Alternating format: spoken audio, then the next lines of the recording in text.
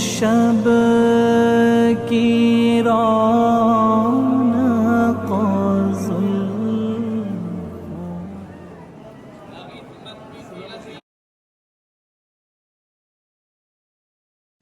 Good morning and assalamu alaikum everyone. We are back in Jerusalem, heading towards the al-Aqsa Mosque. It's empty. I'm the only person on the streets. Beautiful Jerusalem out here. Nice and quiet. We're just heading towards the mosque now.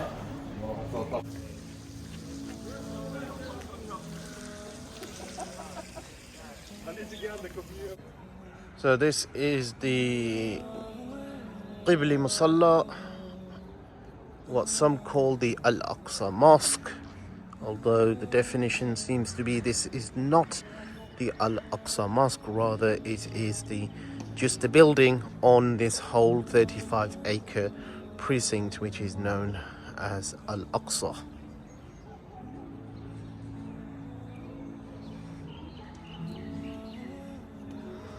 And just under here, just there you have the entrance to the subterranean part of the mosque known as the al-Aqsa al-Qadim, old al-Aqsa. And there's the library underneath. There we are, they call it al-Aqsa al-Qadim. So it's underneath here. It's massive, huge, which I've shown you in another video how big it is. And over there you have the entrance towards the Solomon stables, and there's entrance over there, and just further down there's another entrance. And this is the iconic, it's got a Romanesque style to it. The building is very much a sort of inheritance of Byzantine Roman architecture, inspired probably by Christian architecture, and those arches there are very Romanesque. But yeah, when this collapsed, or due to the earthquake in the 30s, there was some interesting finds, and there were various artifacts found underneath it, under the floor, and the cedar beams in the roof and other bits were claimed to have been parts of the first Temple of Solomon and reused, of course. And that's the thing with Jerusalem. There's been so much pillage, so much destruction, so much rock, fine rock, or material which has been thrown around. It's just been reused. Rather than go to a quarry and cut it out again, if it's already there, they've just reused it. And so much of the rock and wood and other bits and bobs have been reused in buildings in and around the old city, in homes, in other structures. So some structures have gone, new structures have come. And there's the moon. That's a lovely sight. Cats are walking around. The sun is now rising from around here. The Mount of Olives in the distance. And it's lovely, lovely morning. Birds singing, crows calling, some lovely trees around. Over there is the Western Wall. And that's the Cat's Fountain. Let's walk up to the Dome of the Rock.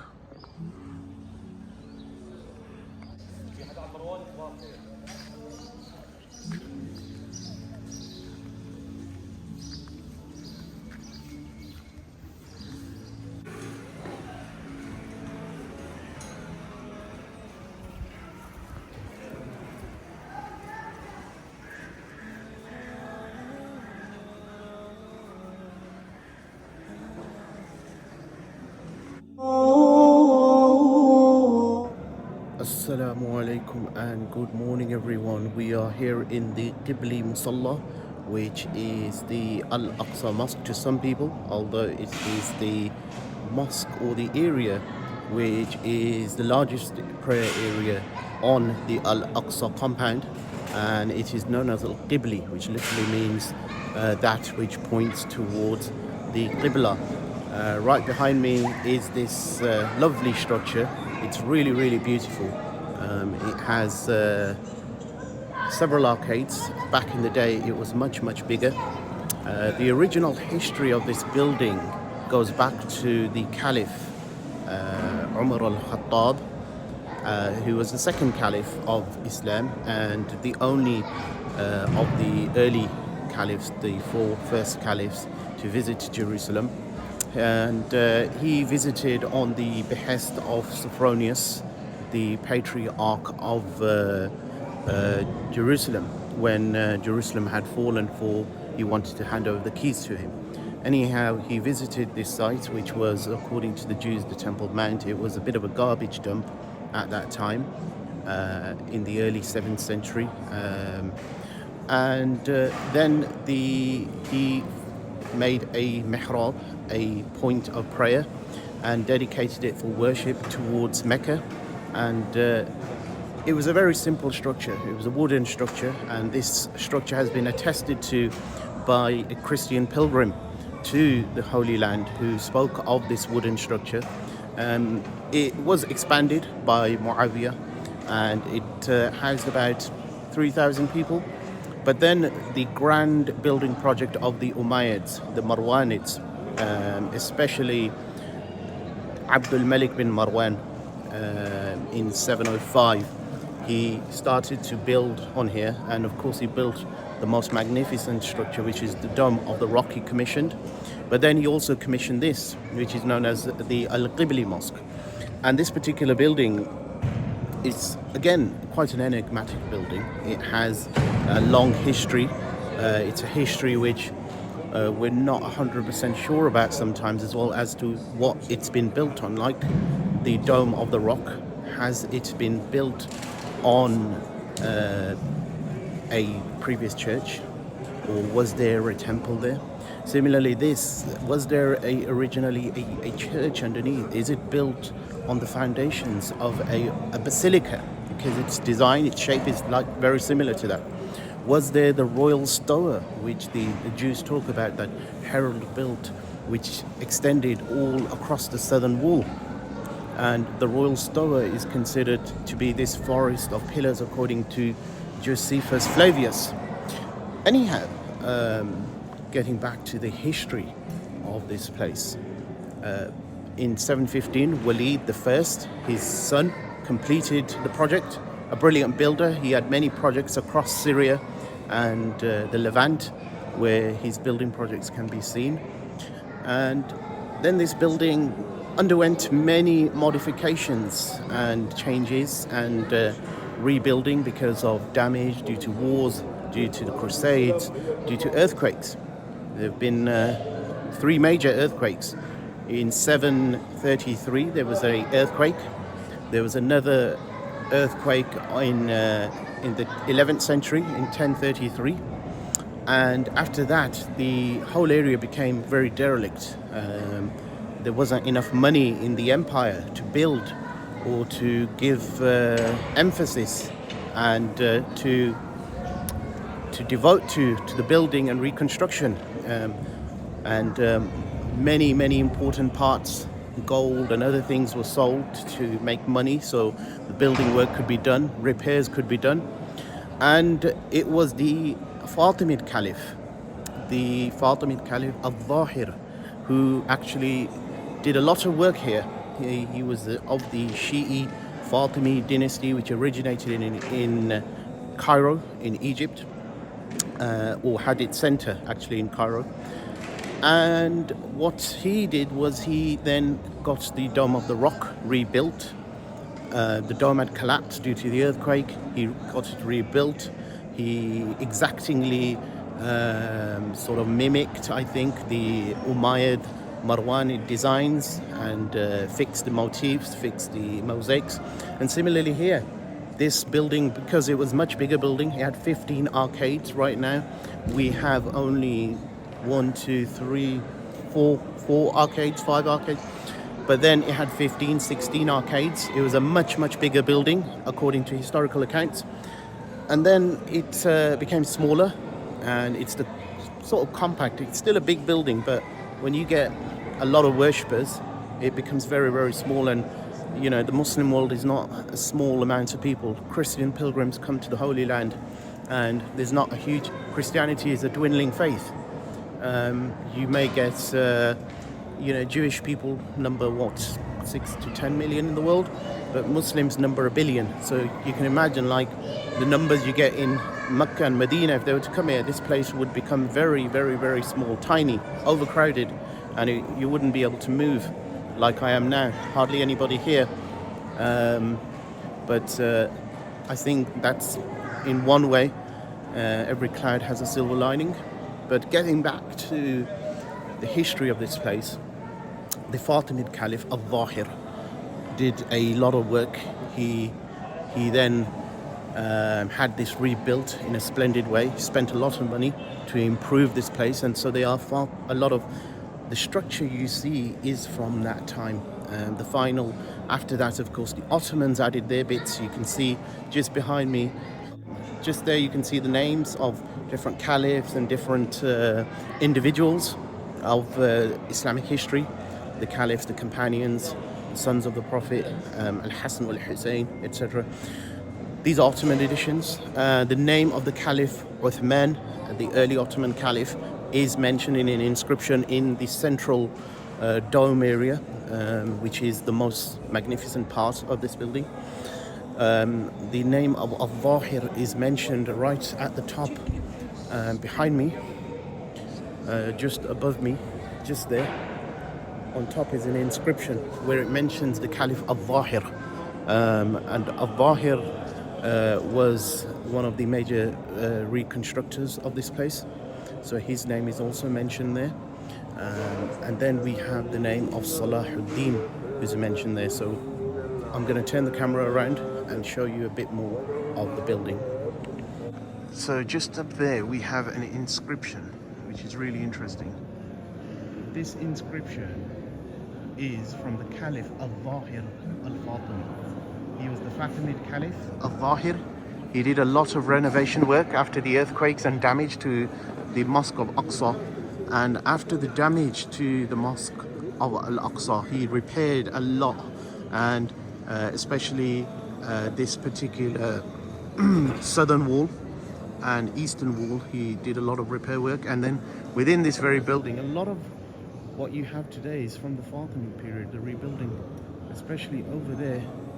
His name is written over there, the Fatimid Caliph al-Zahir, the Shi'i Caliph, who had the famous part of the Fatimid Caliphate. His name is written there. Of course, the Fatimids had an interesting role in the history of Islam, and apparently it was the ordering of the destruction of the Church of the Holy Sepulchre, which sparked off the Crusades, and the kings and princes and major figures of Western Christendom then embarked on this endeavor to rid the Holy Land of blasphemers and unbelievers. And the Crusades is a really interesting point in history of how violent and how bloodthirsty and savage these people were.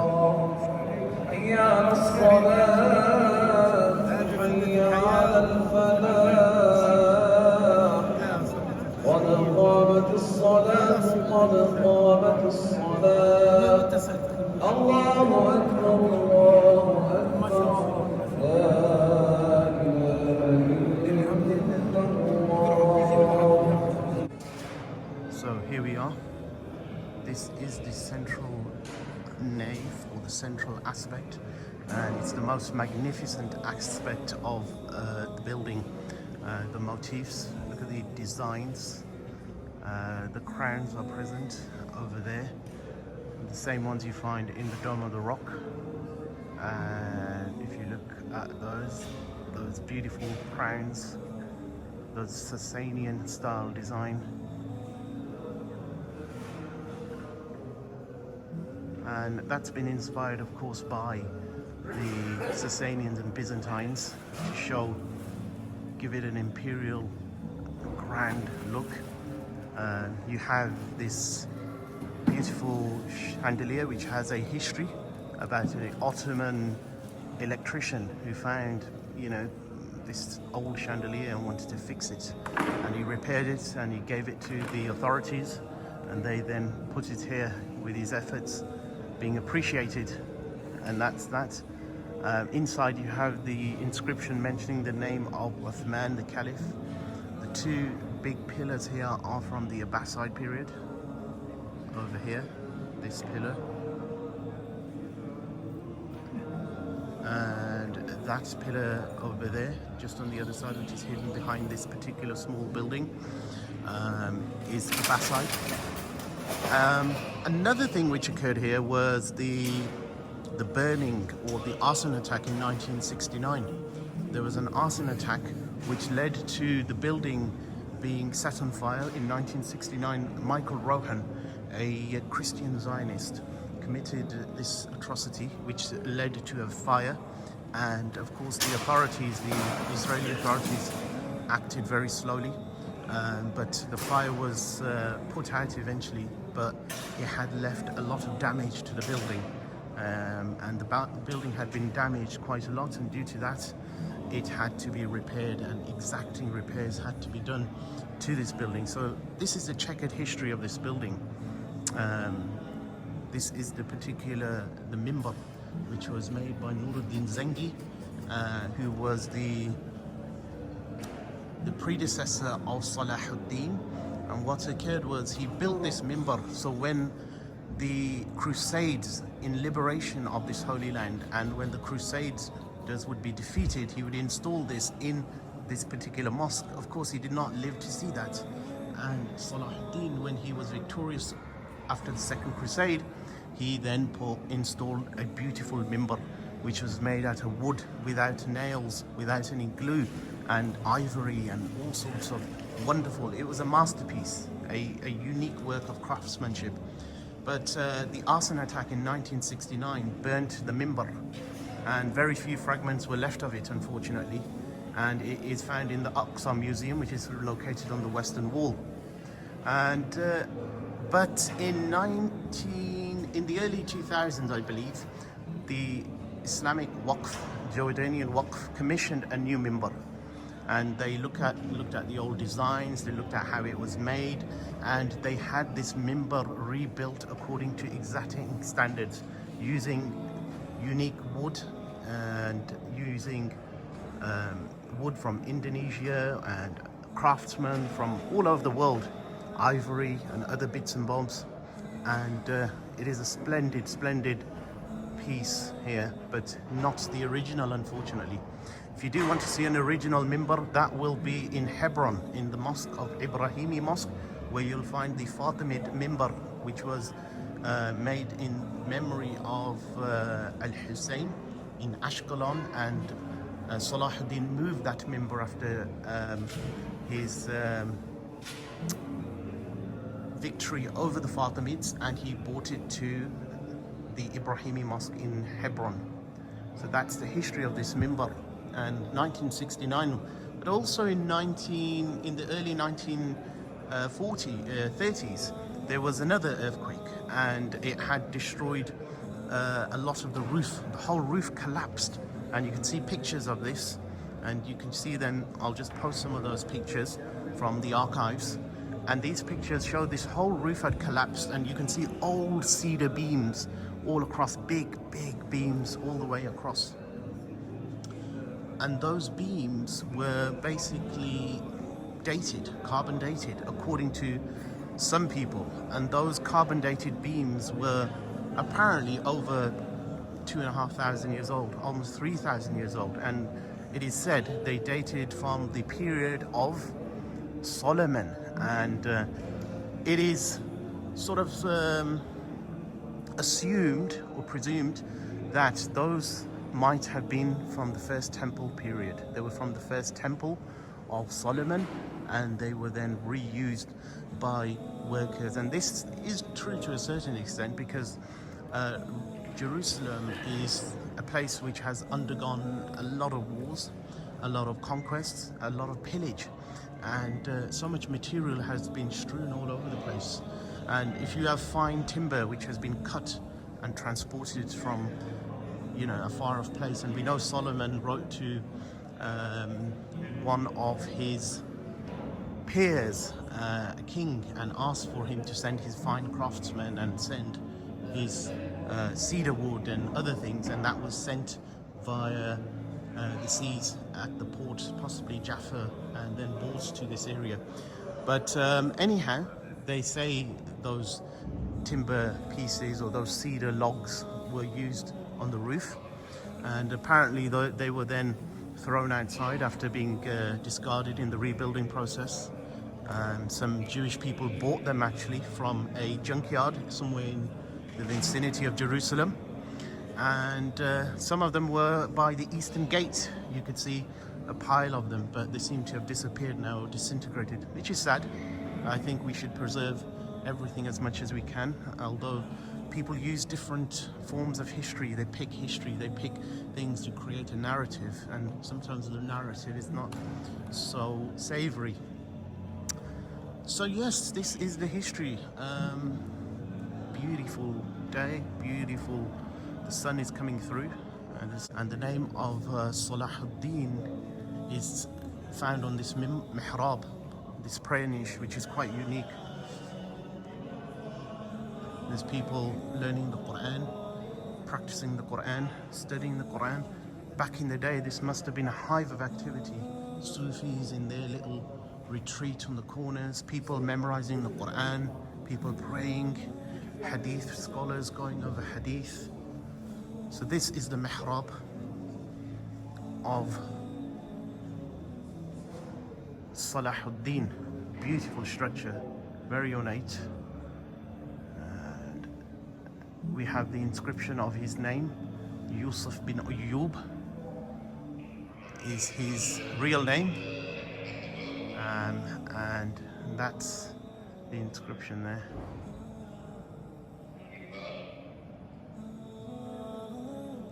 Salahuddin.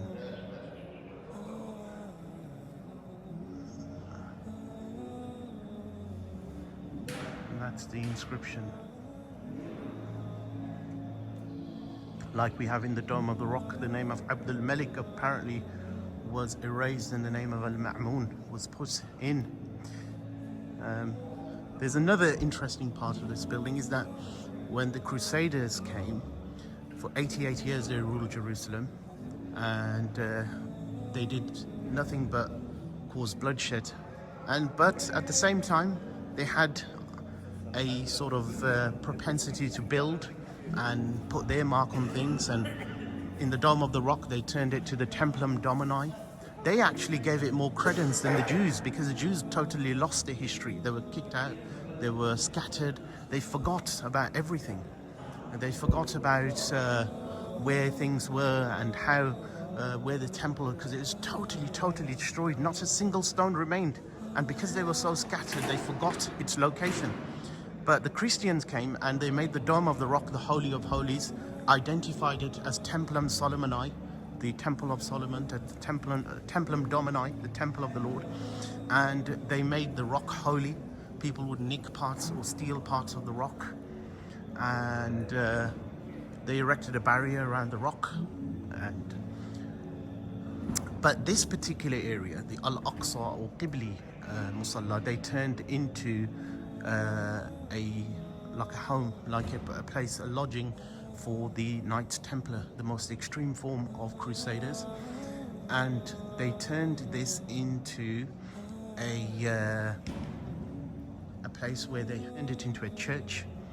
And this is the section they turned into a church. You could see parts of European style, Christian inspired architecture. Here they say it's a mihrab of Zachariah, the prayer niche of Zachariah, but it's not original, it's just in memory of Zachariah, who was a prophet and who taught here and preached here and called towards God. And he is buried not far from here, actually, in the valley, the Kidron Valley, and there's a very, very strong possibility that is his grave. Here we are.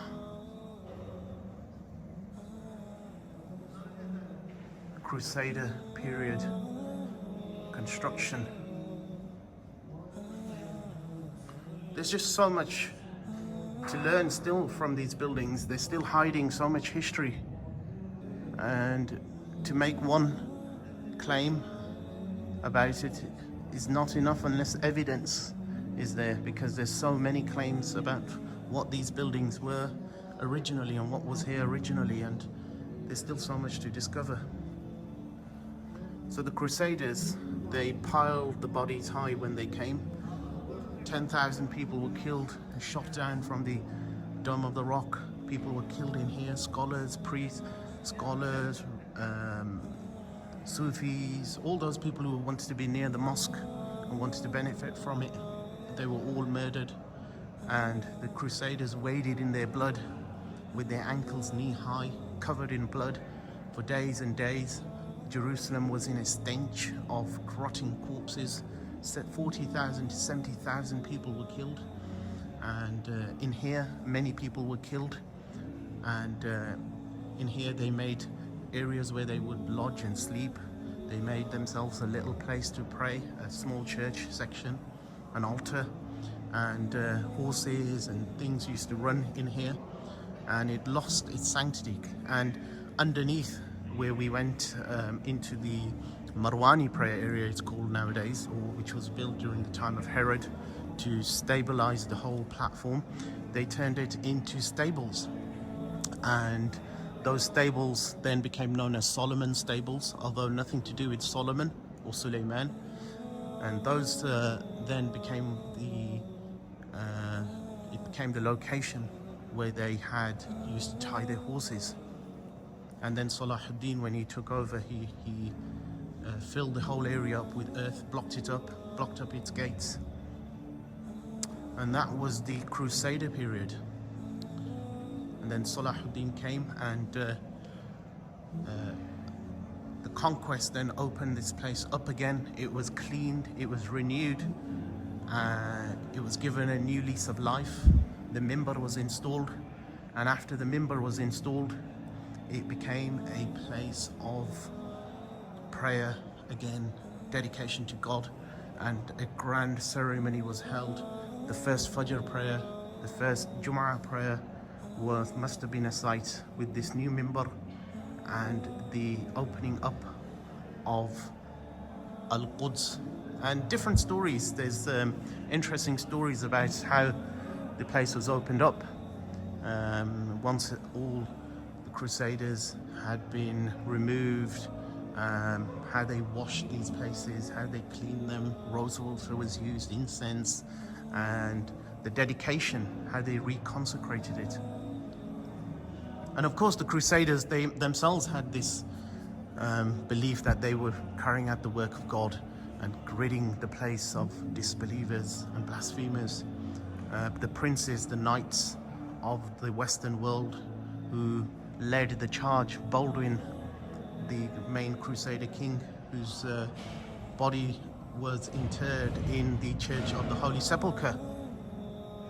The Muslims then removed that, but although they are still reminders of the fact that he was buried there. There are a lot of churches in Jerusalem, and there's a significant Christian Byzantine history. They had a lot of power. They expelled all the Jews. Jews were never allowed back in the city.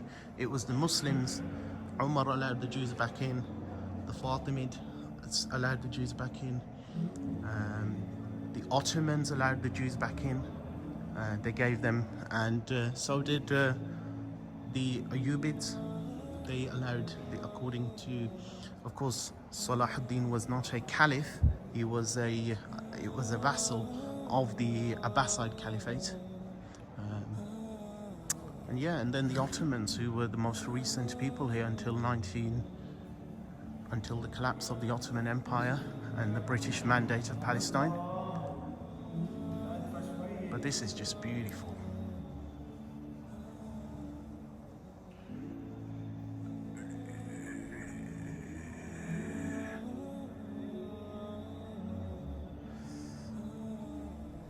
There's another section over here which is known as the Mosque of Umar, although it does not have any specific link to the Caliph Umar. It was a zawiyah. It was a place of prayer, khalwa, and meditation for Sufis, just here. And this area was a place where Sufis would gather, and al-Aqsa is well known for being a place. Salah ad-Din himself had a khanqah known as Khanqah Salahiyya, and so many different Sufi orders were founded or made retreat here. And this small section is known as Mosque of Umar, but it's not originally anything to do with Umar, although his original mihrab which he constructed and the small wooden mosque, possibly its first niche might have been underneath here. Of course, Jerusalem is built layers upon layer, but it might have been in this location. That's why it's called the Mosque of Umar. But this mihrab prayer niche is very, very, very interesting. Somebody praying here. But this mihrab, if you look at it, it has animal shapes. And you see, and the design looks very interesting. It's almost like a snake. And this is from the Crusader period.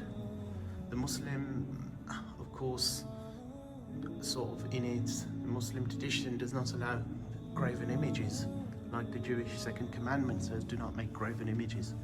And due to this, they have removed the images, they removed the faces of these animals, although you can still see from their bodies these are animals. There's the feet. In a mosque, mihrab built from reused material, and it's a beautiful mihrab actually, the stonework.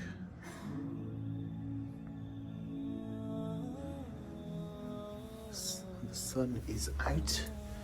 You can see the Umayyad palaces outside. They're the Umayyad palaces. You have 7 Umayyad palaces built all the way around. One of them had a direct access to the platform, and when we walk underneath this building, we can see the gates which have been sealed now on the southern wall, and they were used by the Umayyads to come straight up into the mosque area. And that's part of the old city walls there, which were rebuilt by Suleiman the Magnificent. And over there is the neighborhood of Silwan, ancient Jerusalem. On the far right you have the Hinnom Valley. On the left we have the Kidron Valley. Mount Zion is on the far right, on that side. And on this side we have Silwan, ancient Jerusalem, or what they call the city of David, which is also an area which is under a lot of strain. There's a door here which is broken, and that door was broken during the recent Ramadan troubles. All the time trouble brews when Ramadan occurs, because there are more believers here and it unnerves the people, the occupiers, and they've turned it into a clinic. Apparently 600 youth were in here just this previous Ramadan in 22, and they were barricaded in and they were all arrested. The door was knocked down. So yeah, there's 9 doors to this area and to this whole mosque. I think 2 are in use, or 3 are in use at the front only. The side doors are not in use. Some of these windows, these beautiful windows we have, these stained glass windows, have been broken, have been damaged, because when the Israeli police come in here, they come in with relative impunity and no care, shooting sound bombs, gases, tear gas, rubber bullets, and they've broken these windows. Those windows have been broken, as you can see, and they take 6 months to repair, because they're specialized windows made by hand, and each of those windows will take 6 months to repair. So we have those windows there. Those windows will take 6 months to repair. There's more of them broken over there, and these were broken during the recent troubles. Now, again, you may see pictures on YouTube of Palestinian youth breaking them. I'm not sure, but from what I've been told, they have been broken by Israeli, and of course they're quite high up, so, and some of them are broken from the inside, and they can be only broken by rubber bullets and things like that. So there we are. They need repairing, and 6 months apparently it takes to repair one. You've got birds flying around as well on the inside. Absolutely mesmerizing. The sun is out now, shining through the windows. So there we are, a very quick run through of the Qibli Musalla al-Aqsa, as some call it. Of course, they call it al-Aqsa because if this is limited to just this building, everything else becomes extraneous to the so-called holiness of the place, and it can be turned into a tourist attraction, or it could be used for other things, and another piece of Palestinian identity will go. And this is probably the final part in the puzzle. If this goes, then it's going to be a very, very sad state of affairs. So hence, as you can see, it's empty. Can you imagine? Can you imagine this is the third holy site according to mainstream Muslims and the majority of people. And look, empty. I'm the only person here. You only found one person or a few people when the Kaaba was empty during COVID, but this is all the time. Fajr prayer's over, totally empty. I'm the only person here. So I'm gonna call it a day. Well, actually not a day, because the day's just started. I'm gonna end the vlog here, show you some more parts of it from the outside, but I think we've had a good run through, and we'll have a look at it from the outside and try and get some breakfast now. Feeling a little peckish after this vlog, and I think we'll have a nice Palestinian breakfast.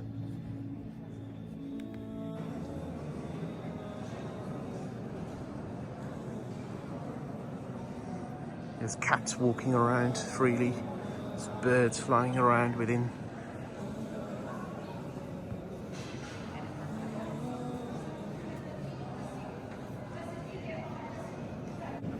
Just gonna head out now and grab some breakfast.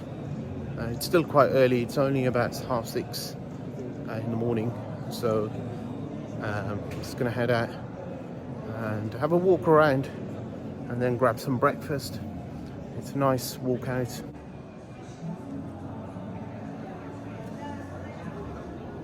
That's a view, isn't it? Look at that. When you come out, what greets you is that view. A beautiful view of the dome of the rock.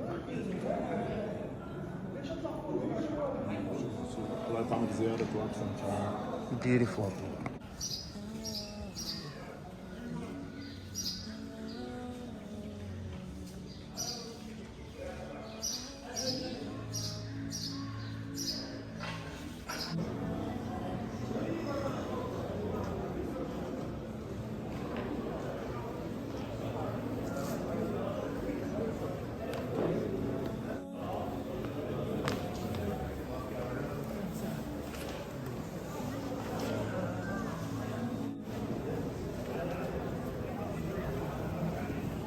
At night, fresh morning. Always a beautiful fresh morning here in al-Aqsa. And Assalamu alaikum. There we are, people taking pictures. Most iconic location and a beautiful place to take pictures. Always fresh. You could really feel the air in your lungs when you breathe in here. MashaAllah. And that's it from the outside.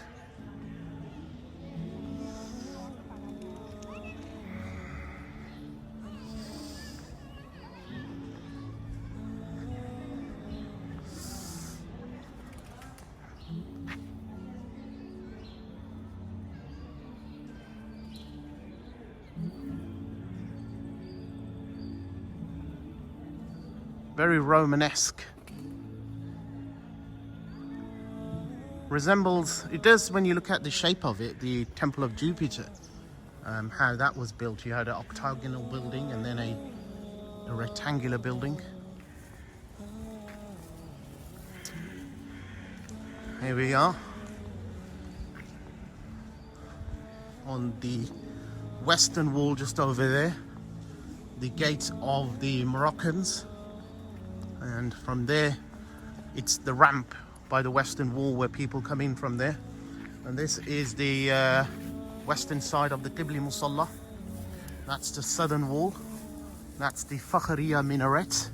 That's the dome of Yusuf Agha. And you have the library over there, the women's, the museum. That's the museum. And here you have old columns. If you look at these columns, these are from the Roman period. These Corinthian columns. So they must have been used on pillars, and they look very, very grand. So I can imagine how grand the building around here must have been with these columns here. That's the museum, which I've done a vlog on already. It's got some interesting artifacts in there. And that's the dome of the Qibli Musalla. That's the dome just there. Lead dome. And of course the southern wall is over there. You've got the southern steps, and you've got the tower built by the Fatimids. The Fatimids also repaired this southern wall, and they repaired the eastern wall, which was damaged during the earthquake. And yeah, here, these things are called mustabas. They're platforms for study. In the summer, people would study on the outside of these mustabas.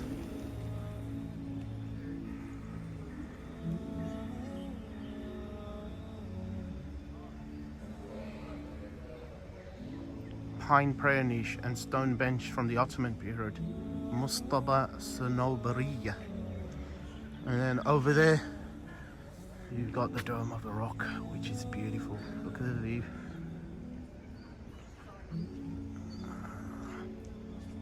Quite something. You could never get enough of it.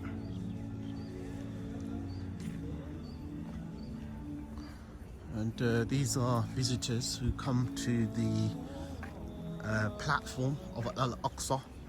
They're only allowed through one gate. There are 7 gates to this sort of platform. Only one is open, which is the Moroccan gate. It's part of the old Moroccan quarter. It used to be a road, actually, the ramp they had, and the road was then destroyed, and then they built a ramp, a raised ramp.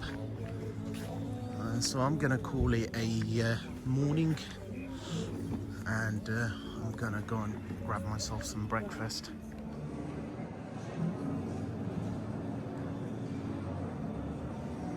There's cats walking around freely. There's birds flying around within.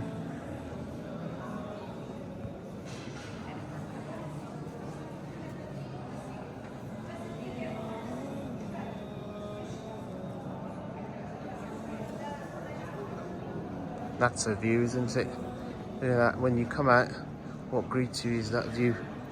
The beautiful view of the Dome of the Rock.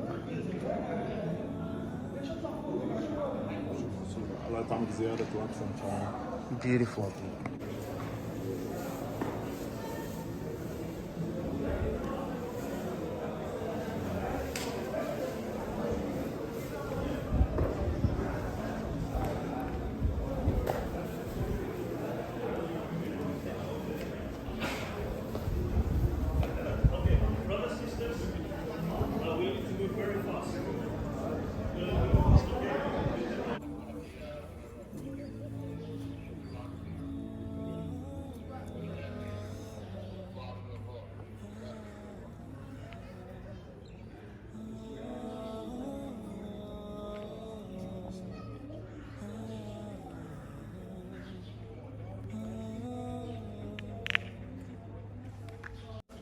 fresh morning.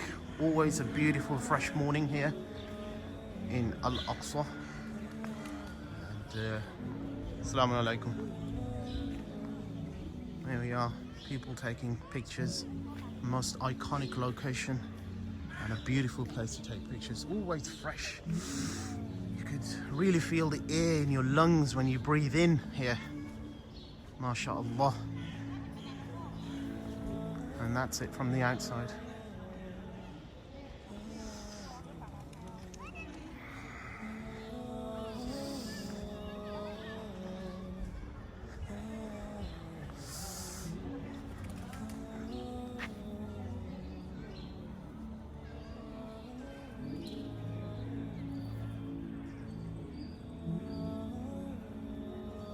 Very Romanesque. Resembles, it does when you look at the shape of it, the Temple of Jupiter, how that was built. You had an octagonal building and then a rectangular building. Here we are on the western wall just over there, the gate of the Moroccans. And from there, it's the ramp by the western wall where people come in from there. And this is the western side of the Qibli Musalla. That's the southern wall. That's the Fakhriya minaret. That's the dome of Yusuf Agha. And you have the library over there. The women's, the museum. That's the museum. And here you have old columns. If you look at these columns, these are from the Roman period. These Corinthian columns. So they must have been used on pillars, and they look very grand. So I can imagine how grand the building around here must have been with these columns here. That's the museum, which I've done a vlog on already. Got some interesting artifacts in there, and that's the dome of the Qibli Musalla. That's the dome just there, lead dome. And of course the southern wall is over there. You've got the southern steps, and you've got the tower built by the Fatimids. The Fatimids also repaired this southern wall, and they repaired the eastern wall, which was damaged during the earthquake. And yeah, here, these things are called mustabas. They're platforms for study. In the summer, people would study on the outside of these mustabas.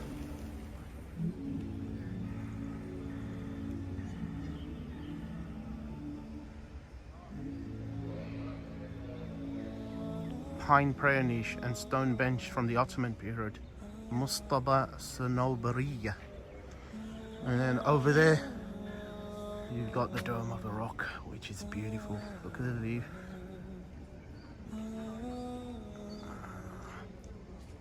Quite something.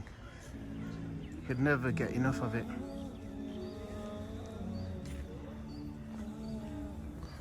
And these are visitors who come to the platform of al-Aqsa. They're only allowed through one gate. There are 7 gates to this sort of platform. Only one is open, which is the Moroccan gate. It's part of the old Moroccan quarter. It used to be a road, actually, the ramp they had, and the road was then destroyed, and then they built a raised ramp. So I'm gonna call it a morning, and I'm gonna go and grab myself some breakfast. So there's a lot of monuments. There's about 42 monuments on this precinct. Alaikum assalam. You've got a lot of cisterns. So you've got this al-Aqsa, which basically means cup fountain. There's so many other fountains over there, and pools, and places to drink, and places to perform ablutions. Of course, one of the ideas regarding this whole platform is, where did the water come from? If there was a temple here, how did there were numerous hundreds, thousands of sacrifices going on, burnt sacrifices. And in order to wash away the blood, where was the water coming from? But apparently there's a lot of water available on this precinct. There's a number of wells. There's dozens of wells here, and cisterns and things. And that's one. And yeah, there's wells each place where you see those sort of roofed type things. There's an interesting one over there by the Qibli, where it's known as Bi'r al-Waraqa. It's known as the well of the leaf, where apparently the Prophet had predicted that a person from his nation will go to heaven whilst alive. And apparently a man during the time of the Caliph Umar al-Khattab descended into that well, and he came out with a gold leaf, and apparently it was from paradise. But that's how the story goes.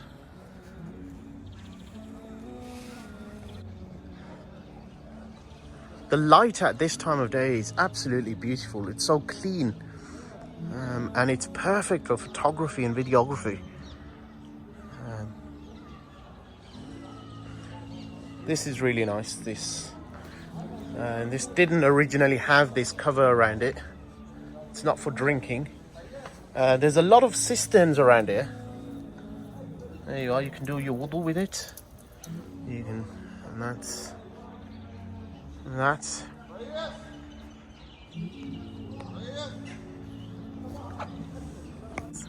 There's some cleaning work going on.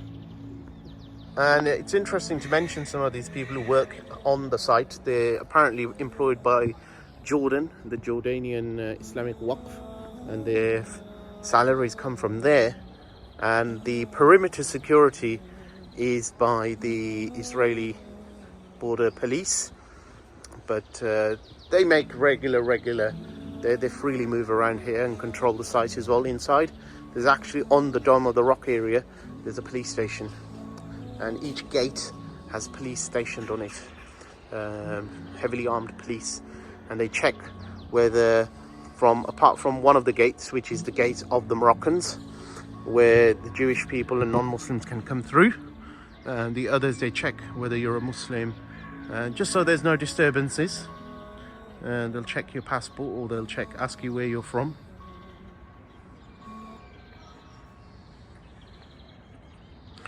Bells going on in the many churches in Jerusalem. There's a lot of churches. It's a city of churches. There's probably more churches than there are synagogues. How are you? Alhamdulillah. How are you finding it all? It's one of the best days of my life. My best 3-4 days in my whole entire life. MashaAllah. And the best time was yesterday when we went into the Mariam's place. Yeah. And in there, when I saw the look on the Jewish people's face, when I read Qul Wallahu Ahad, Allahu Samad, Lam Yalid wa Lam Yulad wa Lam Yakul Lahu Allahu Akbar. I've never seen a look like this on these people's faces, and I enjoyed that. What would you say, final, for the people who are watching who's regarding Aqsa? He needs to come and see this place. Yeah. This place, there's something else. Yeah. And they're gonna tell the next person, everybody needs to, because we were born to see what's happening to this place, what these people, and when I seen the look on their face, if we all got here and we read Qul Wallahu Ahad, they would shut him to the ground. Inshallah. Allahu Akbar. Jazak.